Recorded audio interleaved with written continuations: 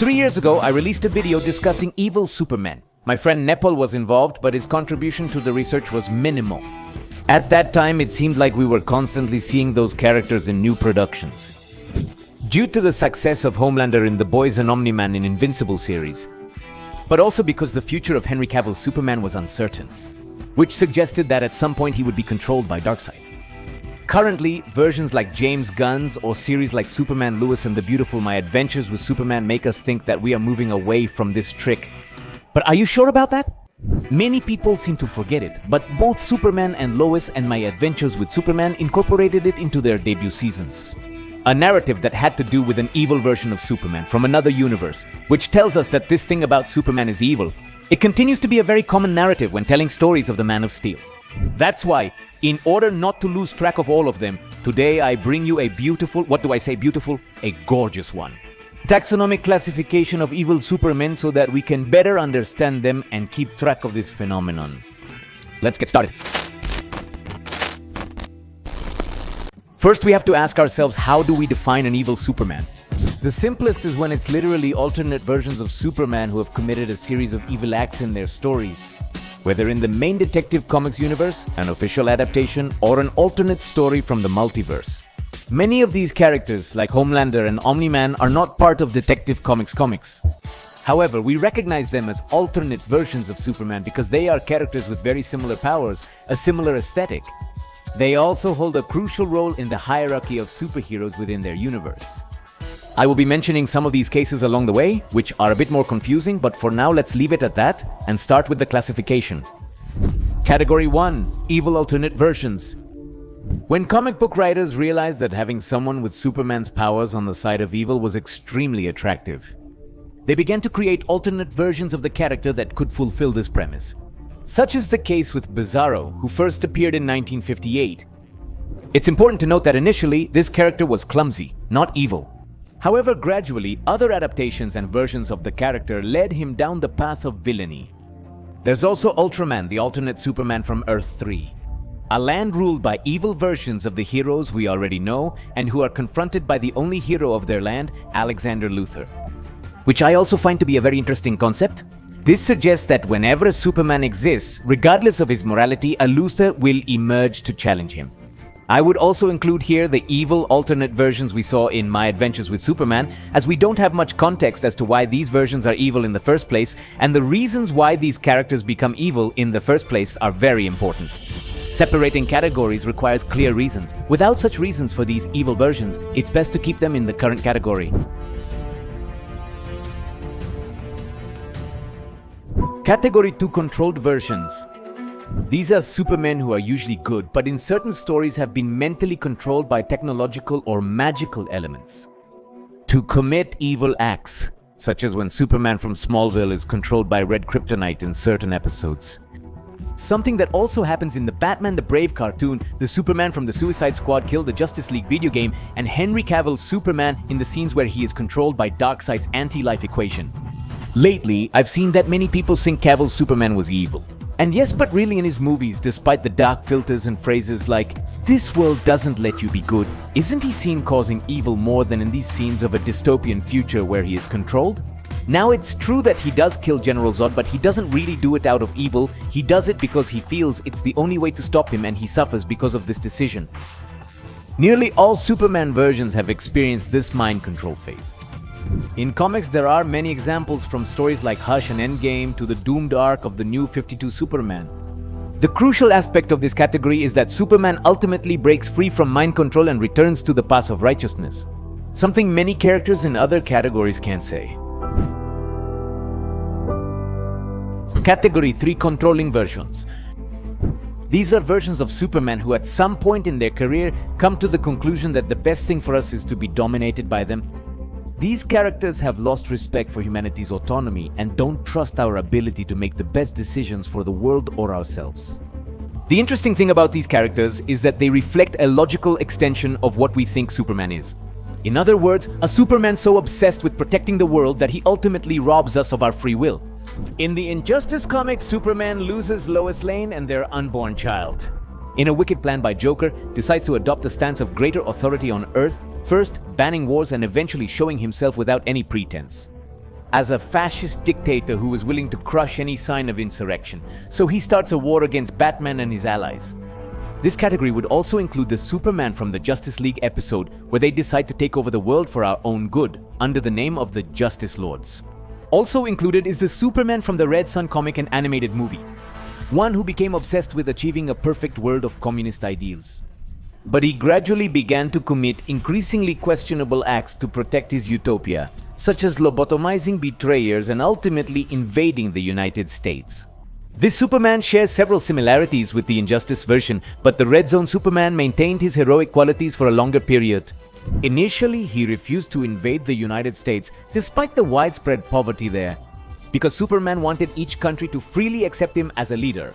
There's also the case of Black Adam, who sometimes commits evil acts because he believes this will be beneficial for the inhabitants of Kandak. Why do we consider Black Adam as an evil Superman?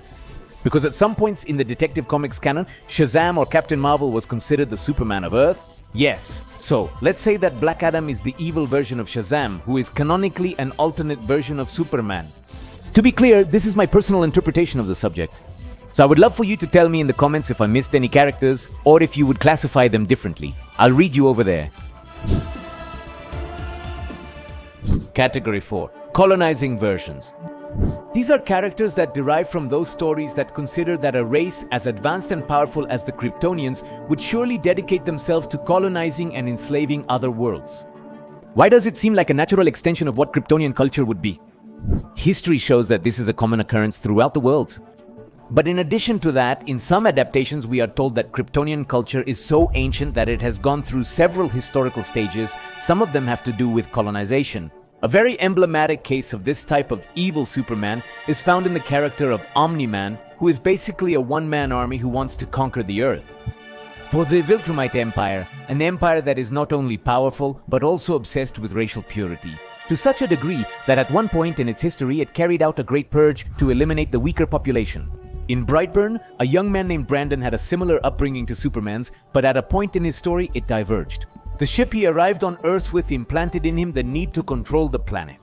The film doesn't reveal much about the civilization that sent Brandon to Earth, but several dialogues lead us to understand that it is a predatory civilization. Interestingly, Superman has a similar story in the comic The Dark Side. Kal-El's rocket falls on Apocalypse, so he is raised to be a conquering herald of Darkseid. The Dark Superman from the Superman and Lois series would also fit here. This subcategory combines the colonizing Superman with the one who rules us for our benefit. And we have the case of the character Miracle Man, who seeks to rule us for our own good. But he has the added quality of believing that his divine status gives him the right to rule us. Finally, let's discuss the category I find most evil. Category 5 versions where the social contract. To understand this type of Superman, first we have to understand a theory called contractualism. According to this theory, human beings form laws and agreements. Giving up some personal freedoms in exchange for security and collective well-being, why do we give up certain freedoms? Think about it this way. If we lived in a world where everyone does what they want, no one would live peacefully, as we would all be constantly worried about what others might do to us. According to this theory, we create laws not for good people, but because it suits us to live in a world of rules.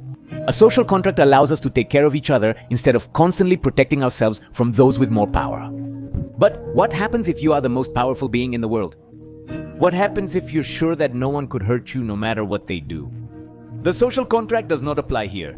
And we have characters like Homelander from the series The Boys, who always does what he wants and is sure that he always gets what he desires. Because there is no one in his world strong enough to stop him or not see repercussions. Not even from other supers who are also afraid of him. But long before Homelander, Alan Moore had already introduced a character with similar traits. Johnny Bates, the sidekick of Miracle Man, grew up to be the most powerful person in his world. An experience that gradually turned him into a narcissistic sociopath.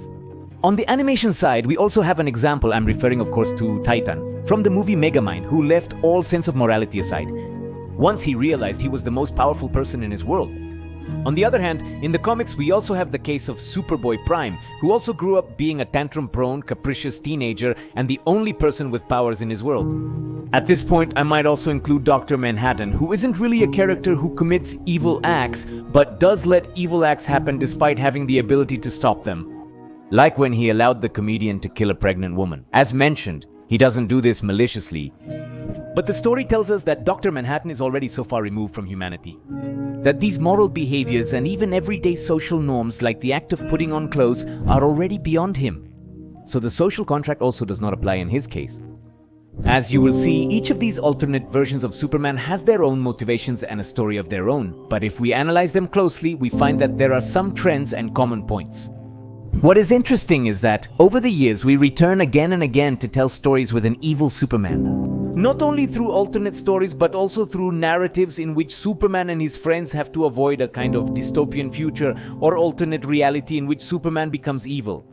Perhaps this happens because the concept of Superman as this altruistic and super powerful force for good is completely alien to us. So we create these kinds of characters in an effort to feel this concept closer and more personal. What could be more terrifying than a character like this? Which leads me to the next point, that these types of narratives are not bad in themselves because we have seen that there are great stories that involve these types of characters. What is wrong is thinking that it is the only valid approach for Superman. Most importantly, remember that the strength of these factors is irrelevant. Other alternate versions of the character will never be able to achieve the feats of the original. Because one concept that is proposed is that the real Superman is as strong as he needs to be. And this strength and this ability to break boundaries that seemed impossible does not come from his Kryptonian heritage, but from his desire to protect those he loves. Something that no other version of the character has. If you're interested in exploring the topic further, I invite you to watch my 25-minute video, where my friend Nepo and I, especially me, talk more in depth about the history of each of these types of Superman. If you've reached this point, you'll definitely enjoy it. That wraps up today's segment. I'm Gio, the Geek Monitor. Remember to look beyond the obvious.